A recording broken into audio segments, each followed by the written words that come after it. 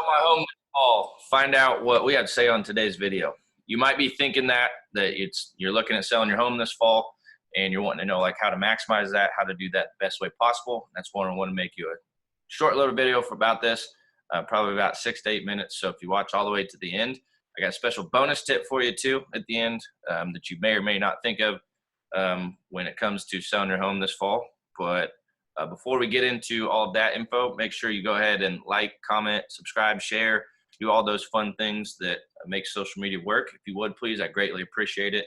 And really think about who could benefit from this information and what to consider when you're selling your home this fall in 2021 in Wichita, Kansas. So the first one, and this is always the most important one, honestly, no matter what season it is just to price it right. And I know right now it's a seller's market and things are hot, but honestly, I could give you some really generalized information about like what the market's doing, what all of Wichita is doing, but really you need to get it narrowed down to your neighborhood. And what is your neighborhood's data saying and what is your neighborhood's data telling you to position your home appropriately, especially based on the price point that you're in. Because if you're in the $100,000 to $200,000 range, it's a pretty desirable price point. But again, one thing to consider at that though is like just because the market's hot doesn't mean you can sell your piece of crap house for more than what it's worth necessarily in the market, or that anymore. Like today's consumer and client is pickier than ever. They want the updated house for $135,000, not just like any house for $135,000. They've been kind of spoiled with HGTV and other expectations like that to where they expect a house like HGTV for $120,000, $130,000. And if your house isn't like that, they'll wait for the next one to come around that is like that because they know they got options. As much as homes are flying off the shelf right now, people are waiting more than ever too. And if they don't like the house that they see online or in person, they just simply won't buy and they'll go to the next one. So that is something to take into account, is to not be arrogant, not be prideful about your house. Price it right based on the market dynamics, because in 100 to 200,000 with a nice house, you can get away with a few more things, as opposed to 200 to 300,000.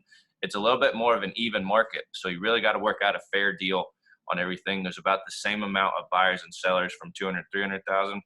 And when you get above 300,000, this is where the market dynamics really change. And it's typically these sellers that I have the hardest time with helping to understand the dynamic, that there's more sellers in your price range than there are buyers. Even though it's a seller's market right now, that doesn't necessarily mean that at that price point in Wichita, Kansas, in that neighborhood, that's the case. Because we have one right now that's going on where we have it listed at 430, and I looked at the showing activity for all of the area that it was located in, and there was 13 total showings.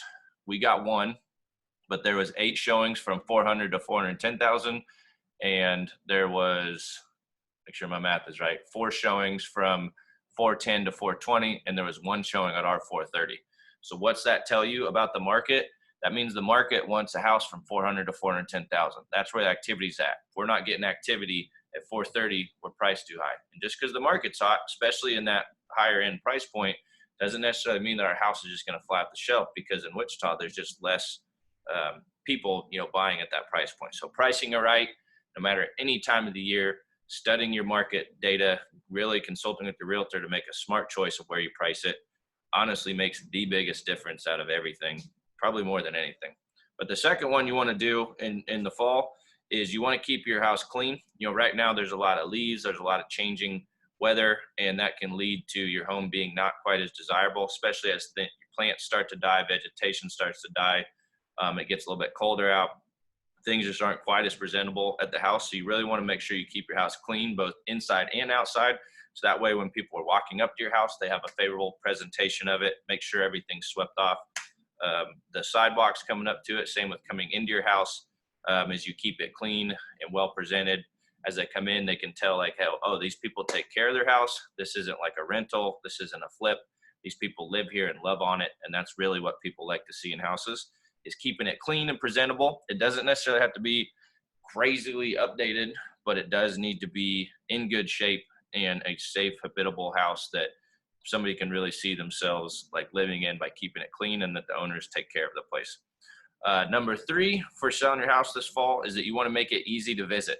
So typically whenever that buyer comes in and requests a showing for a certain time, you just allow it and get the heck out of your house. I know that can be kind of inconvenient if you're a seller, but honestly, you're wanting that buyer to present a good offer to your house. And if your first experience or exposure to the house is the seller not being very negotiable or flexible on the showing time, and they're very strict, that buyer more than likely won't have a favorable impression of the house, and then they just will be like, I don't think I like this house, I don't want to offer on it, I'll just be down the road, all because you didn't allow the showing at the time that they requested. So it's fickle like that. There's people involved. You got to take that into account. So making it easy to visit is tip number 3 on everything. Number 4 is you really want to help the buyers feel at home on this. So that means providing a blank slate, a blank canvas, depersonalize it, take your personal pictures down, anything that's personalized to you, like with your name on the wall. Because at this point, like, it is your home, but you're not selling it like it's your home anymore. You're selling it like it's a house for it to be their home, so that they can see them seeing it through their eyes.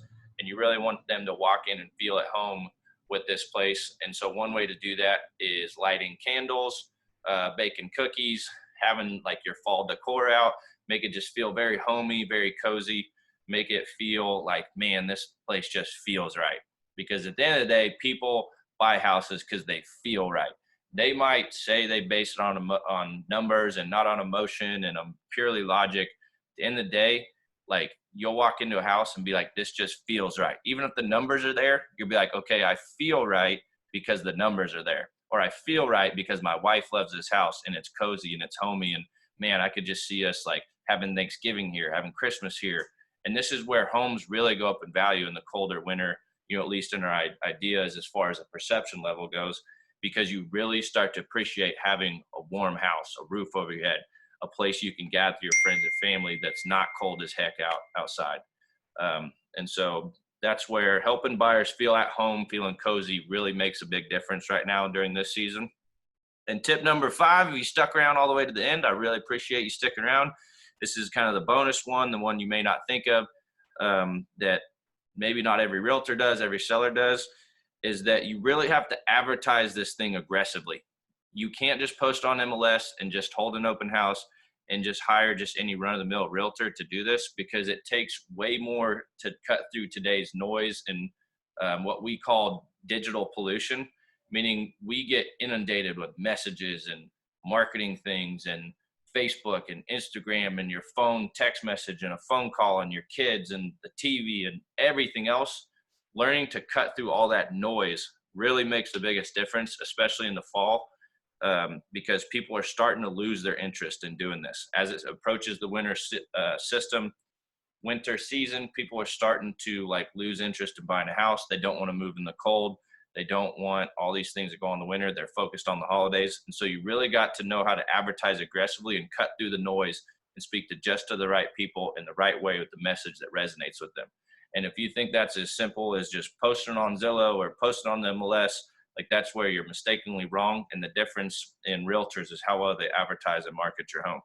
And that's one of the biggest ones I see, is that you really got to advertise this thing aggressively, innovatively, catch people's attention, cut through the noise, cut through the pollution, to really get them to consider that house. And then when they do see the house to consider, actually want to book a showing, engage with it, and move forward with actually putting an offer on that home and buying that house. So that kind of gives you an idea of like what you got to do from a 30,000 foot view for advertising a home aggressively.